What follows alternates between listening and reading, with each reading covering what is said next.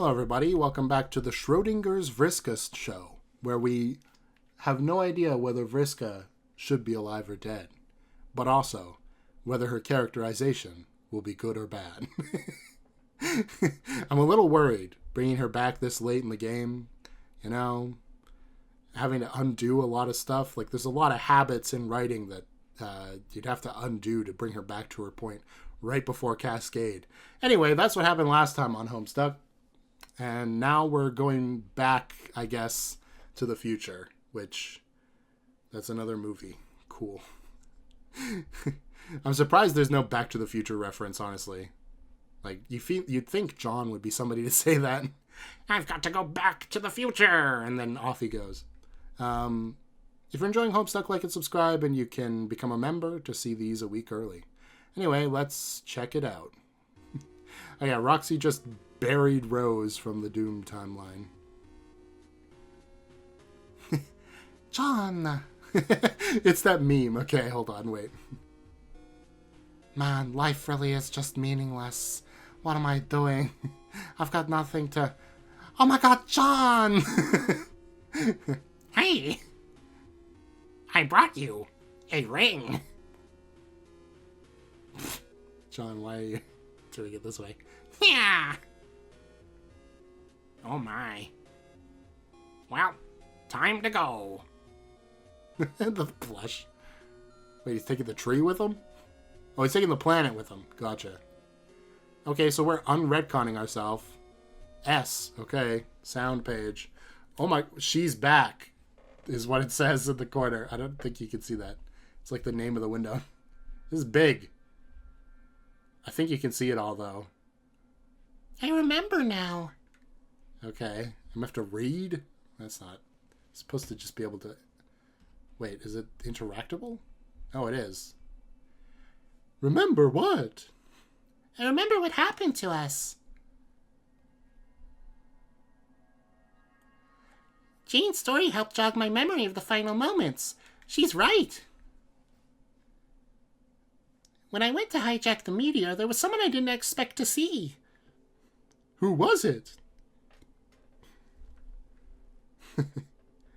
I think Jane covered the who pretty well with her colorful description already. It was the mayor. What's more interesting it made me realize I'd been wrong all along.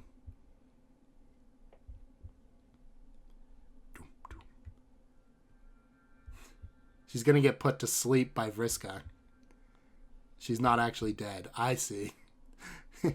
Wrong about what, Jade? Yeah, Jakey walk cycles. Wouldn't be Homestuck without him. We were never dead at all.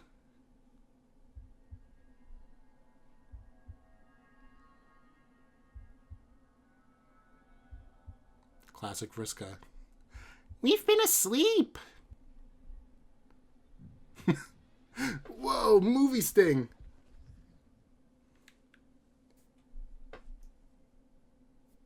Alright.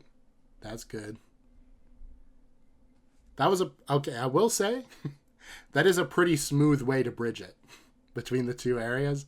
That, like, it's almost entirely superfluous because Jade and Jane would have, they didn't actually die in this timeline, but it's an interesting way to bridge the two timelines that way. Like, they didn't give us really any new information, other than, I guess, Roxy died in this timeline, but we already knew that. Sorry. I should have done something for Vriska. Don't you close those curtains on me. Act 6, Act 6, Act 5. It's another sound page. It's the Homestuck swan song. Oh, God. Now I have to do Caliborn. All right. Oh. No, it's actually... Wait, he's got a purple swirly? Ah.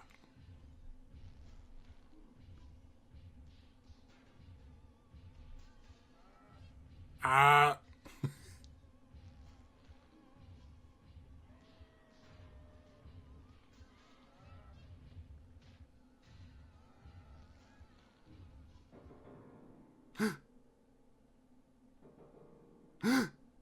Oh no, I'm so scared. Oh no, it's Jason. It's Freddy Krueger.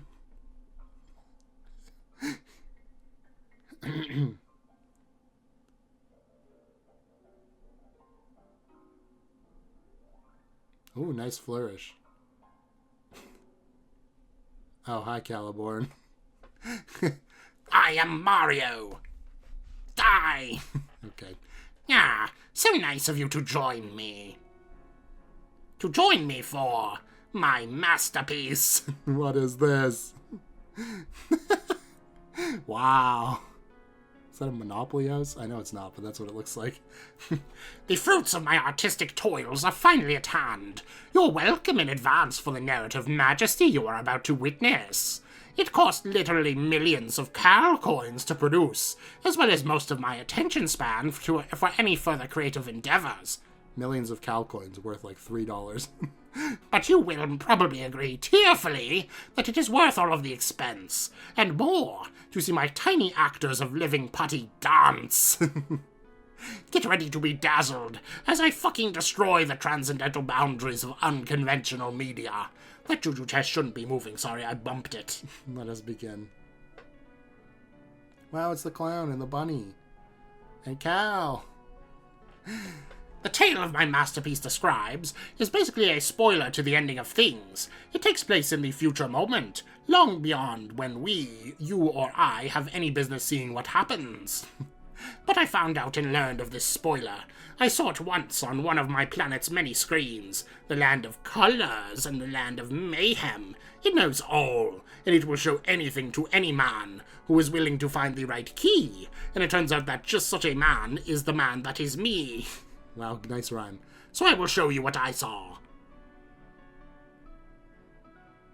A sick dab? Not with the crude two-dimensional shapes from my computer pencil, but with the lavish 2+ dimensional forms of my ground-breaking clay puppets. Behold as I innovate objects of artistic expression, which you trashy fuck-munchers never thought to pioneer before in a million years. Here is a shot of me bowing in advance for me being great. Ah, yes, movie magic at its best. Movie magic. I will tell you what I saw on the screen. Believe me when I say that it happened precisely as I show you here, shot for shot. This takes place after I get the magic rainbow eyes, and yet still before I am huge and wear a dapper trench coat for winners. But as you can see, at this point, in my rise to dominant invincibility, I'm feeling pretty chuffed about myself. My power is sick, and my special eyeballs are gnarly as can be. I would tell you I can hardly wait to be this cool, but as you know, I am a man of patience and aplomb. Also look closely. Treasure chest. Why are you jostling? I've got my juju chest there, which I will win as some choice booty, from victoriously slaughtering my denizen, King Yaldabaob. Inside is a mighty weapon, which will come into play a little later. In my theatre of wobbling puppet drama, it is like they say about the theatre. If you see a juju in Act 1, then the juju will probably be used right away in Act 1, to make everything much more exciting as soon as possible. Also, which I should mention, one more banner piece of swag in my possession. Okay. A ring. I'm not sure how I come about this later. Much like the clockwork lasers and primo fashion jacket, it is a ring that found its way to me somehow, a golden ring of void. It becomes mine one day, the most beautiful thing I never knew I always wanted, yet somehow preemptively coveted. It lets me stay close to the darkness, to vanish and appear again in places I have no business fucking with, full of plum and meaty people, alive and living, who will one day plead with the gods, begging them to curse my name. Here I am lording it over my minions. Cool. The classic honk friend, my rabbit pal for life, and my floppy puppet buddy. I'm bossing them around, being the shit as always, whatever, when suddenly... Cal. The children. 8 assholes snuggled up in their goofy pajamas appear out of nowhere. For some wrestling royale with yours truly.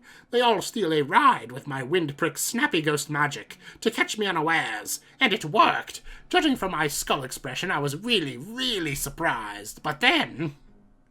my skull turns giddy and sinister, because I know in my heart that truly they're about to get owned. They're all frisky and ready to fight.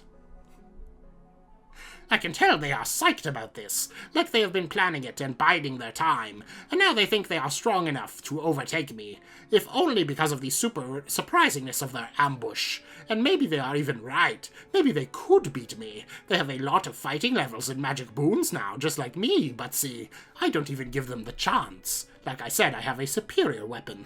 He just disappears. And I see no reason to use it right away. What would be a fucking point in holding out? Or not to use it right away. Suspense? Bullshit? I pulled out the big guns nigh instantaneously because I think like a great winner. But like most things that are good, the thing has limitations and rules and stuff.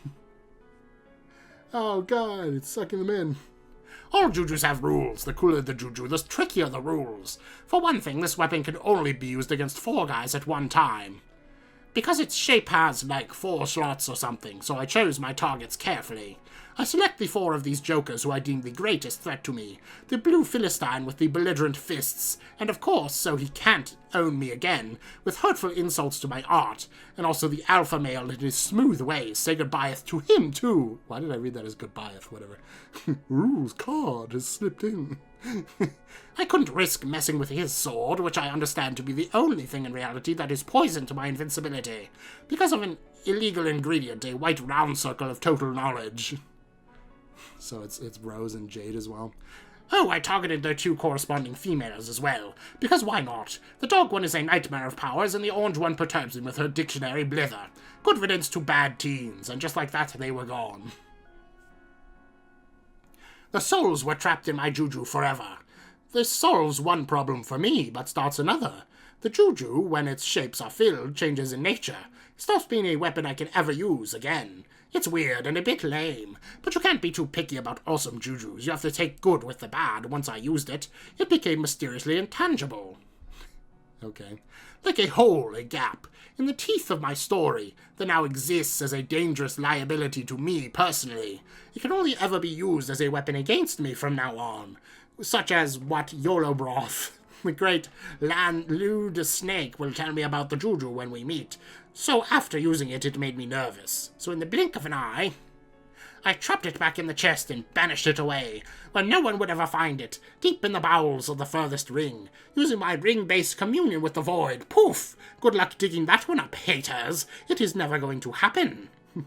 With the first 4 banished, the team of heroes was cut in half, to be much easier for me to devastate. A smutty swordsman, an underpants wimp, and 2 flippant bimbos. I wouldn't call it a cakewalk, but when you are this cocky and brash, you don't walk, you strut. No matter what kind of dessert you find at your feet. I shall irrelevantly mention... I'm still in the possession of the swordsman's juju, his floppy friend of childhood, the one which I recognize to be an empty husk. He demands from me that he wants it back, presumably for emotional support. I can in no way blame him. Keep an eye on this one. The foreshadowing of him is pretty important for later. Now is when the pummeling begins. Okay.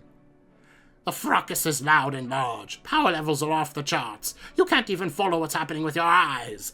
I'm mostly toying with them, though. It is all too easy.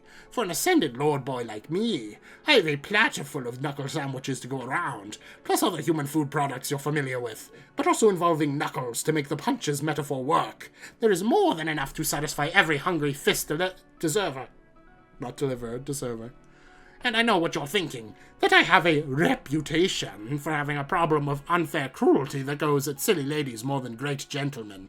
To which I take the great offense, but still, let it be unconditionally accepted that I am a fair man who listens to criticism, and works ever and always to improve my masterful craft and my tremendous decency.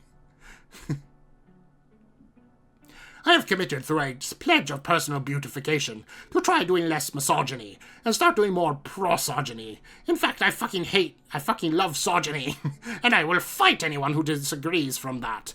Henceforth, look, all bodily terrorism is being dealt in a precisely equal and respectful way, both to the feeble hoe and the tip-top gent alike. I'm ruining them, really.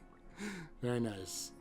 It is not a contest. There are a bunch of pitiful emotion children, and I am a premier invincible titan of roughhouse brutality. It is just too easy. Speedo Boy is down for the count because I slapped him gingerly. The masked floozy is looking a bit woozy. The cake maid took one drub too many and has to lie down for an overweight nap. This leaves me mano a mano against the anime prince in his nonsense trousers. It was a pretty good fight between us. Because he is strong, I admire that. Why shouldn't I let a battle happen for longer when two tough dudes are involved, strutting their stuff? But in the end, his sharp glasses and sword machismo weren't enough. I got the supreme drop on his powerful body with my wrestling moves. My overconfidence was my Achilles' downfall, though. Okay. I made admittedly the amateur's boner. Oh, did you? I turned my back on the body. Oh no! The crybaby in the yellow panties got upset with me, that I was wailing so excellently on his increasingly battered pretty boy ninja stand, and by upset, I mean he threw a fully fledged tantrum of pure hope. The hope, my god! It was blinding, beautiful even. Okay, maybe the cotton isn't doing it justice. Okay, yeah, maybe that just looks stupid. You know, to try things and sometimes it just looks like shit. Let's call this my one and only fuck-up in history. Well, my second, maybe.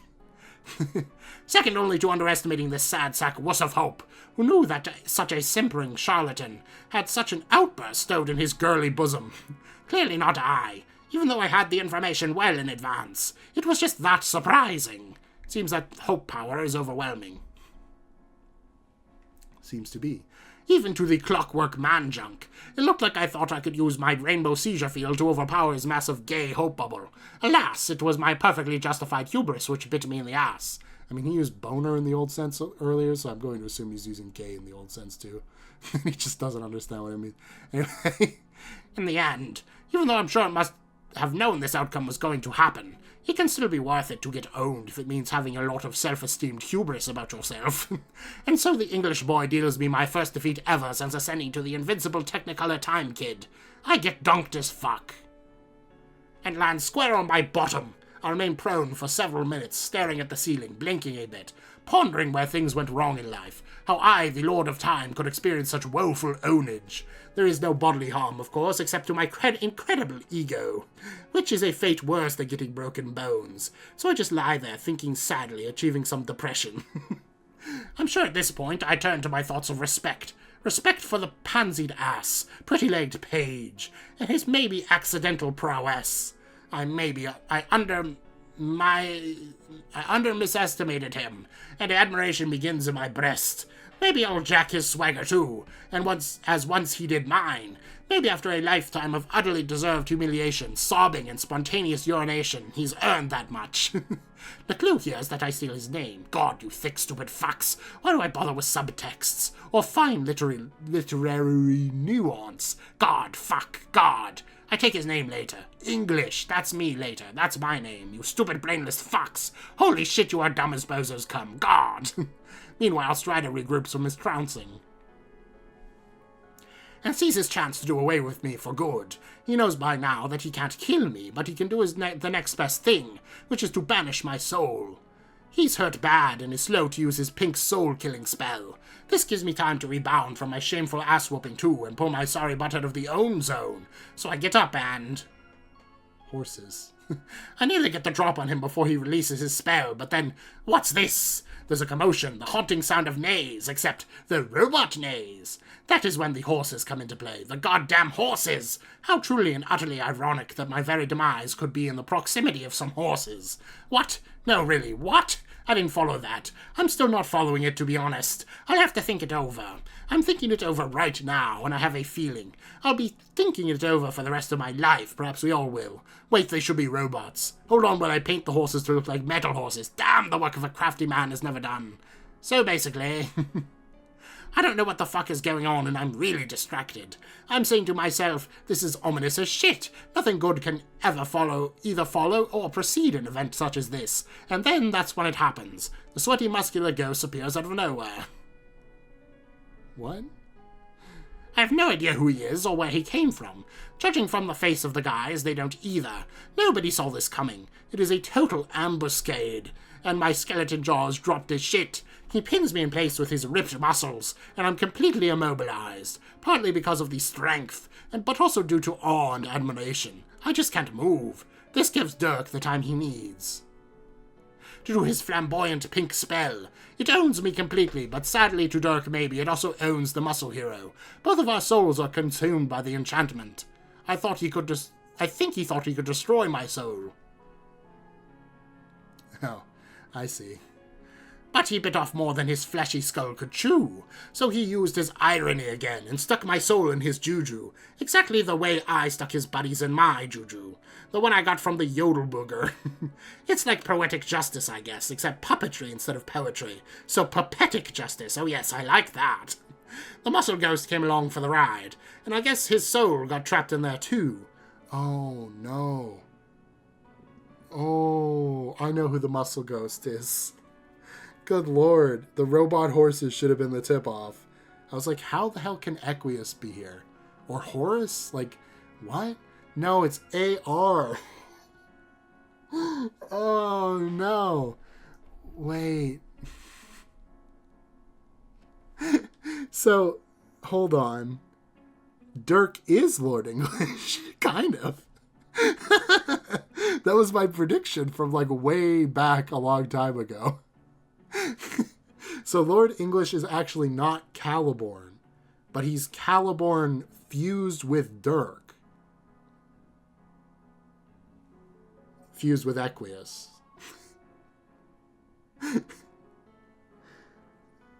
I know it's not Dirk, but it's basically Dirk. Oh. Okay.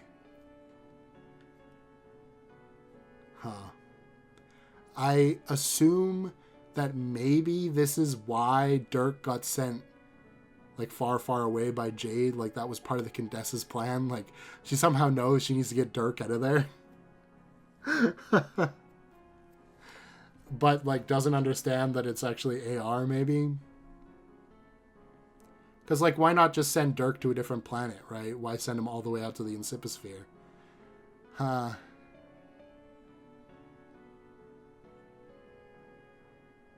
Wow, that's a pretty big revelation. Like, I already knew that, like, Cal was sort of there. Like, Cal, Little Cal, Caliborn, obviously there was overlap. But I never would have assumed AR. I never would have been able to assume that. Okay. Yes. The muscle ghost came along for the ride, and I guess his soul got trapped in there too. I have no idea what that means. Honestly, it is disturbing as hell, and I'd prefer not to dwell on its greater ramifications to my long-term existence. Maybe it's good, maybe it's dumb, maybe it's good and dumb, or smart and bad. There are so many things that can be used when you're confused at this point. Our beloved Juju is no longer a hollow vessel. It is very much crowded in there, chock full of souls, belonging to hardcore brawling brutes, and he knows it. His puppet is now a problem to do away with, just like my Juju was. So they do the same basic thing. They get the drunken sorceress of the void to banish the puppet once and for all, into the darkness, never again to be found by the hands of meat. Yes, never to be found.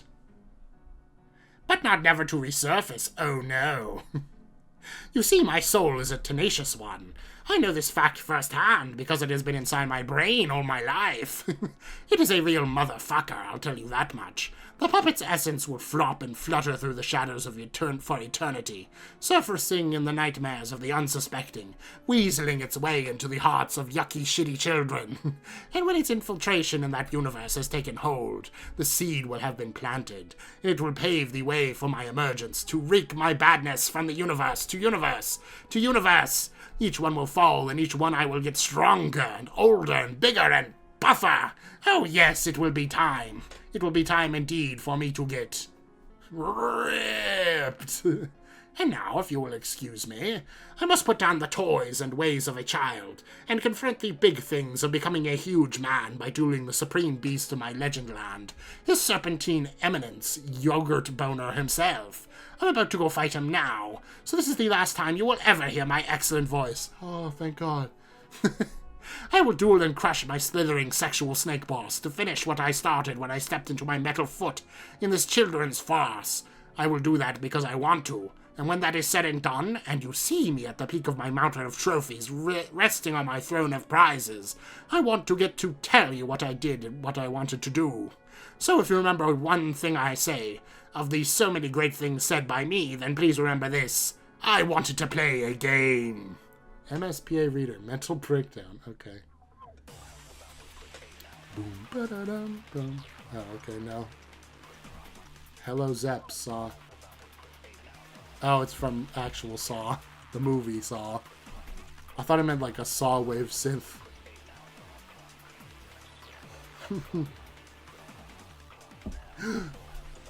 Cow.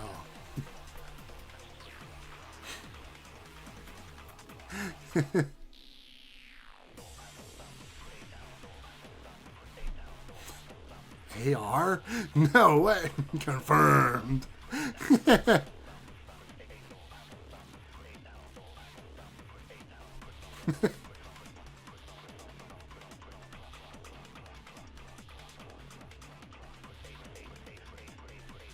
Whoa.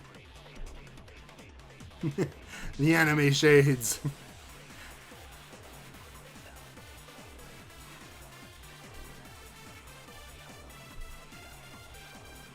That's not all there really is to say on the matter. Da da da.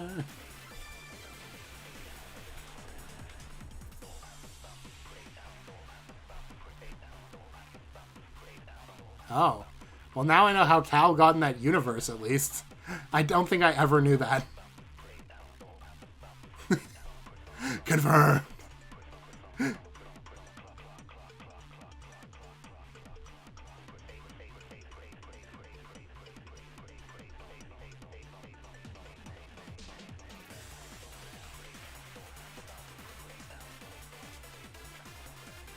Oh.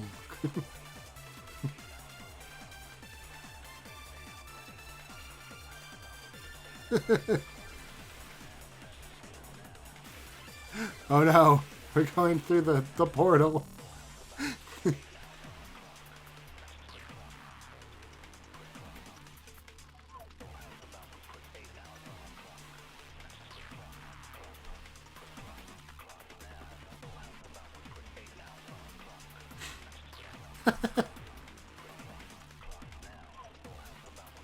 Let's play a game. Oh my gosh, I didn't even recognize that. That should have been the biggest hint.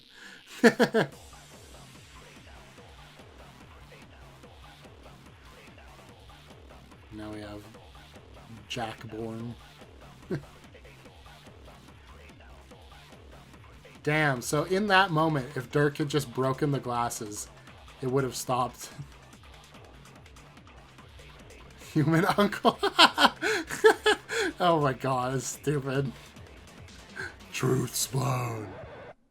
Thank you, Carcat. I assume. He's the one with the long sleeve sweater. Oh, we got time for one more sound. What is this going to be? Moonsetter! I've been waiting for this for so long.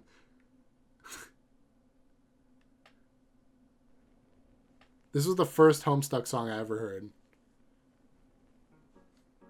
Yes, even before Megalovania. The Vriska Circuit.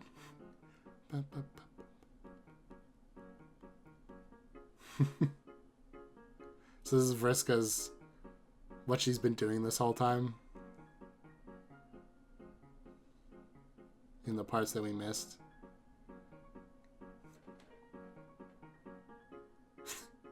Hi, Erida.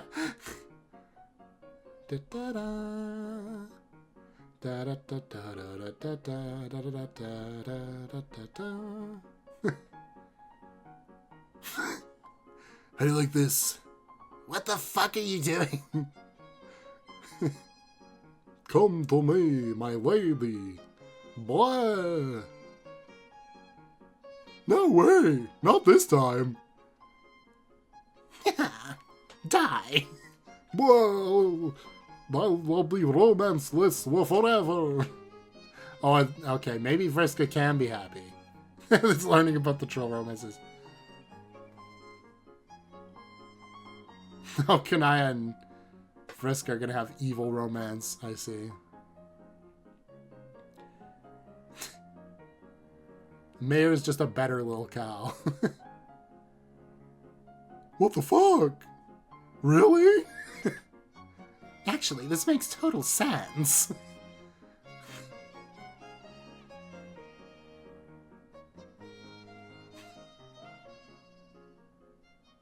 Fuck you. Oh man, is this what troll hate romance feels like? God fucking damn it. Yeah, okay, man. This is a pretty shitty movie. Oh god. They still met these freaks. I was gonna say folks, but no, freaks is better. Robot horses. Oh god. Wait, other Vriska still exists? What the hell?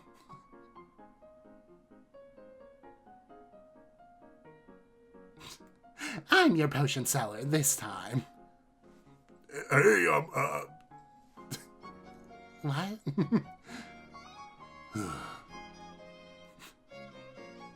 You should totally get rid of that. But actually, why don't we have some fun instead? I'm gonna make something happen. It's going to happen anyway. What the fuck are you talking about? Also, ew! Is that a severed head? Oh, like you're new to severed heads. Aww. Not the direction I thought Moonsetter would be used in, because the image for the YouTube video is Dirk. Now I know it's Dirk. Originally I thought it was Dave, because I didn't know Dirk was a character that existed. I thought it, like, with the sword in the background and the shattered thing on the ground, which has a lot more meaning now that I know a lot about Dirk. I don't know. I'm happy, I think. I think I'm just happy with it. Like, you know, normally with something this big, I'd have, like, at least something bad to say, but I think this is just the direction I wanted the story to go to begin with. Is like, oh, Lord English actually has a connection to our characters, and also Vriska is part of the main group again, and maybe... Okay. This gives justification for Vriska to be different, okay? Before, the reason I didn't like Vriska being so friendly is because it was like her entire character arc was basically off screen after she died, and we didn't really get to see any of it. Like, she had that one moment of questioning herself with Tavros when she killed him. She was like, actually, that wasn't super cool and chill. I actually feel kind of guilty. Name of the channel, whoa! But then, like, we didn't see her change, you know? She was just different. And I guess we're kind of doing the same thing again. But at least in this, it's through her relationships with the people that she spent 3 years with on the Meteor that are going to change her. And not just 3,000 billion years of self-reflection, as far as we know, in the Ghost Zone. There's a lot of shipping going on. I guess because we're getting towards the end of the thing, right? Yeah, so it's like page 7,500 almost. So, like, we're trying to pair up the characters so that they can have a happy ending after this is all over. I also actually see how a happy ending could happen now. Because basically they're sending Lord English back in time to... Well, actually, how does that work? No, something's still going to have to change, I think. Because there's no way it ends with R, John, Rose, Dave, and Jade getting trapped in the Homestuck thing forever. I think because the universe has changed now. Like, Caliborn probably saw that before? Would it have would his memory have updated? I guess it would have. If the Doom timeline version with, like, where Arania did that stuff and then they jumped. Maybe something about that has changed things. Because I don't feel like that can be the actual ending. Like, they get trapped in the game forever or something, and then the Alpha Kids get to move on with their lives, but that's it. Like, the Jake Hope Explosion thing, sure, I can buy that. Dirk being the one to finish the job, I can definitely buy that. I'm just not so sure about the rest of it. Also, I can't believe I was almost a little bit right. The reason why I said Dirk might be, or not, well, it wasn't Dirk at the time, it was Bro, might be Lord English is because of his connection to Cal. And we saw Lord English come out of Cal, like Lil Cal. So I was like, surely there's some sort of connection there, right? And like Bro was the strongest warrior from all the parents. And he was constantly like sword dueling Dave. It just seemed like logical, I guess. Also the Felt, right? Because we knew the Felt were associated with Lord English. But the only person that we'd seen so far that was associated with Felt was the Bro because of all the puppets. So it all just kind of lined up. And I guess maybe that's intentional, or at least some of it is. I don't know if the puppet thing was, but I guess it's an extrapolation of him having Cal, is that he likes puppets because he's got brain worms from Lord English. I also like that Lord English is basically like a sprite, right? Because it actually makes him like a valid end boss for the game. He's not another player anymore. He's like Caliborn mixed with a sprite. he's essentially Calquius sprite. Carquius sprite? That doesn't really work. Carlquius sprite? Sure, there we go. So he's a piece of the game now. So it actually makes sense that he'd be in the game in every timeline. It's interesting. I like it, okay? It's very cool as a resolution. I don't know. I'm a little worried about Vriska being back, obviously, because I have so many high expectations for what this might be like. But I'm genuinely pretty happy with how everything turned out. I asked last time how you guys felt about the retcon as the question. So I will this time ask, you know what? Why don't we do it? I was talking about it earlier. What's your favorite Homestuck ship? But you can't choose Rose and Kanaya because that one's too easy. Have I asked this before? I might have asked this before. But maybe not, because it hasn't been that prevalent until like the last few episodes here. Because it looks like Dave and Karkat have got together in this timeline. Which, I mean, that makes sense to me, I think. I'd never really bought Karkat with, like, Terezi or anybody else. I guess Nepeta was the other one, but she's not around anymore, so hard to make that work. And, I don't know, like, I guess you could pair up Dave and John if you really wanted to, but it just doesn't feel quite right, because actually I like John and Roxy. It kind of makes sense to me in a weird way. And I think that Dave and Karkat are just the perfect level of obnoxious for each other. You know what I mean? Like it balances out. Now, are they setting up Vriska and Terezi together? Because I'm not so sure about that one. Like, I know they were like gamer sisters or whatever, but there's a lot of bad blood there. I mean, I guess that all happened when they were like kids, so I don't know. It's like a Phoenix Wright, Miles Edgeworth thing, I guess. Just with a little bit more murder, shockingly. I wonder, though. I don't know, man. I kind of like it, I guess. I don't know. And what's the other one that we have? Well, I think I was maybe thinking of Rose and Kanaya. Huh. No, I think that's it. Which means obviously Gamzee's ending up with no one, because, I mean, come on. Who else is there? Well, it's Jade. And none of the Alpha Kids other than Roxy have any particular ending. But I don't see Jade and any of the Alpha Kids working out at all. I also don't see Jane and Jake or Dirk working out, obviously. So yeah, I think that might be it. I don't think I don't think Jake's gonna end up with Jane. That would be just so weird at this point. But I mean, I guess it could happen. I guess. Anyway, thanks for watching. Like and subscribe. I'll see you guys next time. Bye-bye.